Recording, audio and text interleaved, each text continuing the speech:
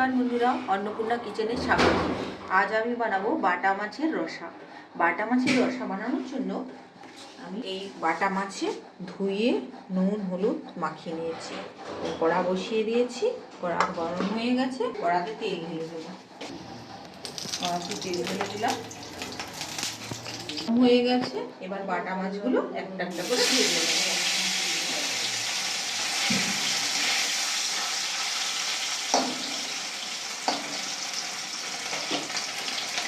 দুটো একসাথে দিয়ে দিচ্ছি, দুটো একটা এভাবে আমি ভেজে নিচ্ছি।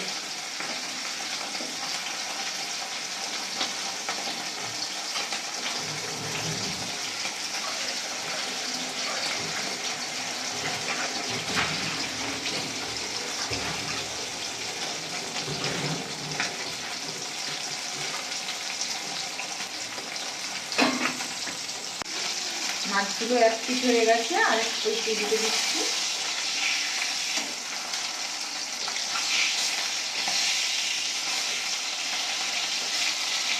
এইভাবে আমি সব মাছগুলোই ভেজে নেবো দুটো দুটো করে।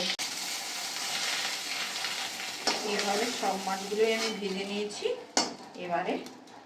এবারে পেঁয়াজ কুচি করে নিয়েছি, রসুন কুচি করে নিয়েছি, টমেটো কুচি করে নিয়েছি, আর তিনটে শুকনো কাঁচা লঙ্কা, আর এই আদাটা গ্রেট করে দেবো। কড়াতে পরিমাণ মতো তেল দিয়ে দিয়েছি, পেঁয়াজ দিয়ে দেবো।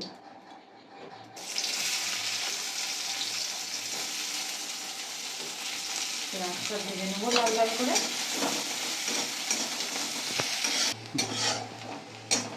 পেঁয়াজটা আমার ভাজা হয়ে গেছে। এবারে টমেটোটা দিয়ে দিলাম।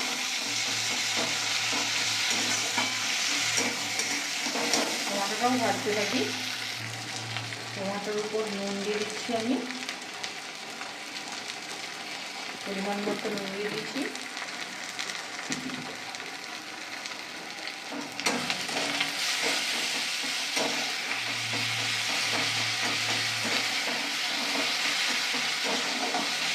টমেটোটা গলা পর্যন্ত আমি অপেক্ষা করি। টমেটোটা গলে গেছে। এবার এর উপর রসুনটা আর কাঁচা লঙ্কা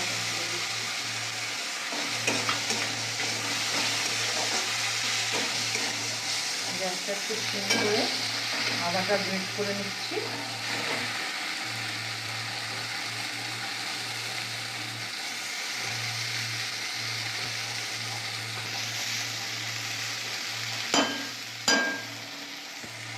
উপরে যেগুলো লেগে আসছে সেগুলো দিয়ে দিচ্ছি। আদাটাও আমি ভেজে নেব।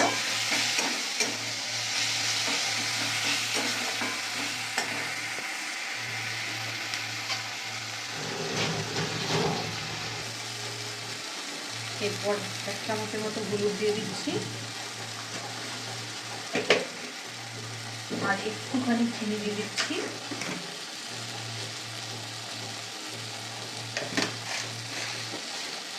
আর জিরের গুঁড়ো দিয়ে দিচ্ছি 1 চামচ।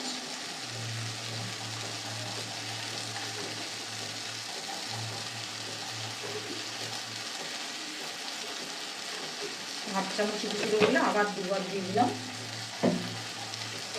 আবার কষিয়ে নেবো একটু।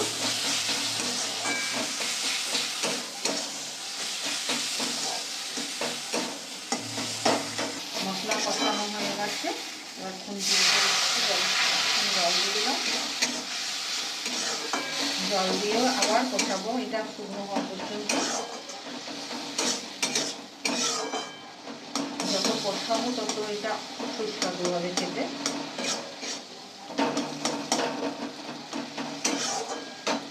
হাই করে দিলাম।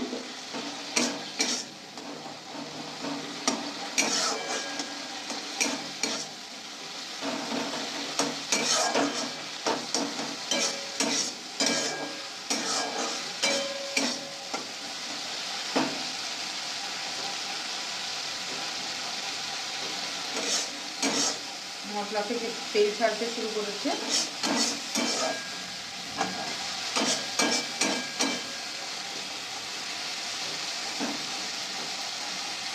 মশলা থেকে ভালোই তেল ছাড়তে শুরু করে দিয়েছে। এই অবস্থায় আমি জল ঢেলে দেবো।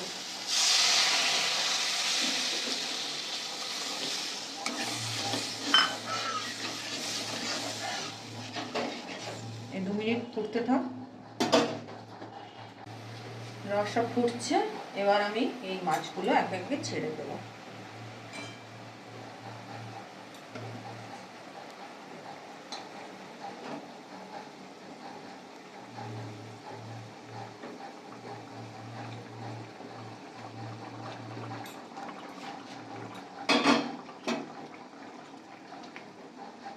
এবার মাছগুলো একটু ফুটে যাক এতে।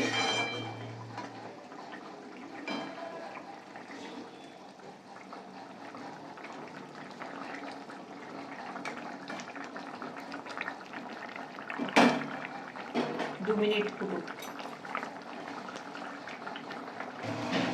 2 মিনিট ধরে ফুটে গেছে, এটা রেডি হয়ে গেছে বাটা মাছের রসা। এবার নামিয়ে নেব, গ্যাসটা বন্ধ করে দেবো, নামিয়ে নেব।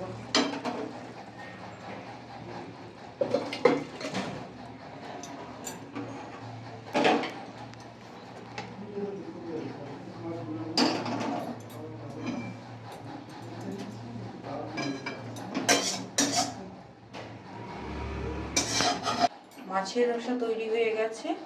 এই মাছের রসা এইভাবে আপনারাও বানিয়ে দেখবেন, ভালো লাগবে আপনাদেরও। আজকে এই রাখছি।